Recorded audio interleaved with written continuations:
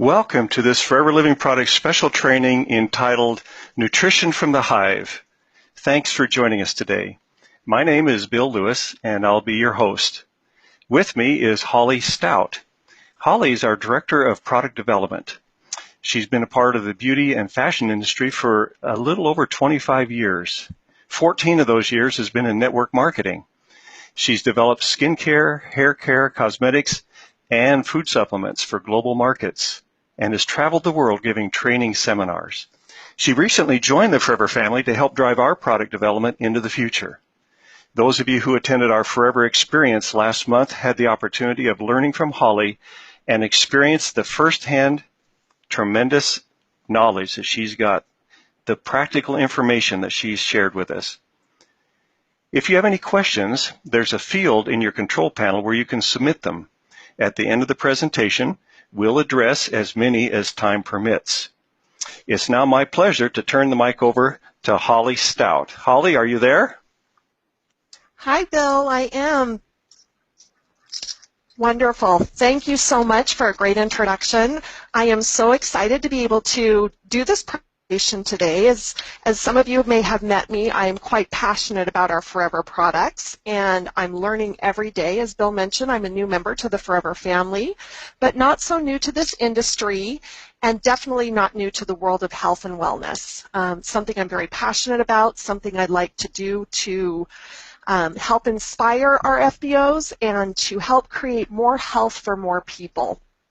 We're going to go ahead and begin today, and we're going to learn about the bee products featured here at Forever Living.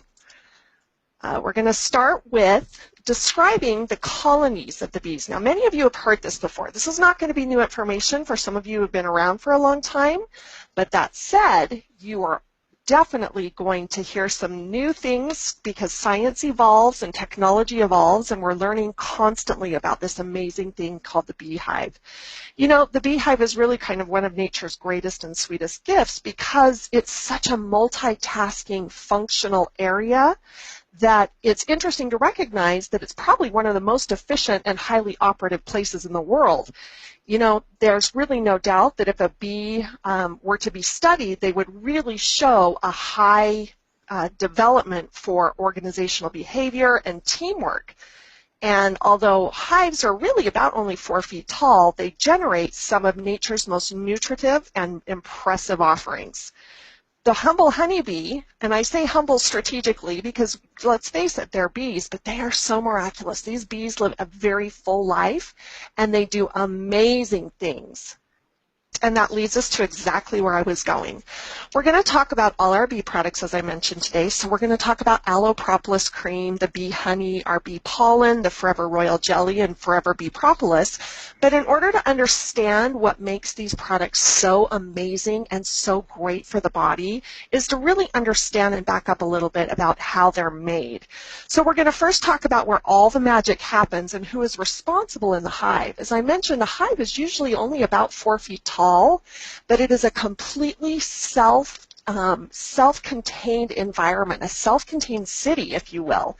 And it's made up of many different bees that perform different roles within the hive. So we're going to talk about the queens, the drones, and the workers, which really do the majority of the work. So the queens, and this is in the average bee colony, there's one queen, and it's a fertile queen, and her main activity is egg laying. That is it. The drones are anywhere between 300 and 800 in their population. These are fertile males, and their sole role is just that, to fertilize the queen. Then we have the workers, and this is truly the people who make it, or the bees rather, that make it happen.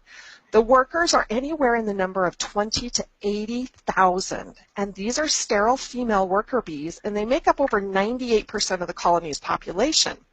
In addition to this, to the queens, the drones, and the workers, there are also about between 5,000 eggs and 25 to 30,000 immature bees in various stages of their development, in upwards of which 10,000 have newly hatched. That's 10,000 life forms that need nurturing and constant supervision until they're ready to leave the hive. So you can imagine this is a massive colony where there's a lot of activities and a lot of responsibilities. So, as we've talked about the queens and the drones roles, the workers have a myriad of roles. So, in the very first 2 to 3 weeks of an adult life, this worker bee is considered to be a house bee.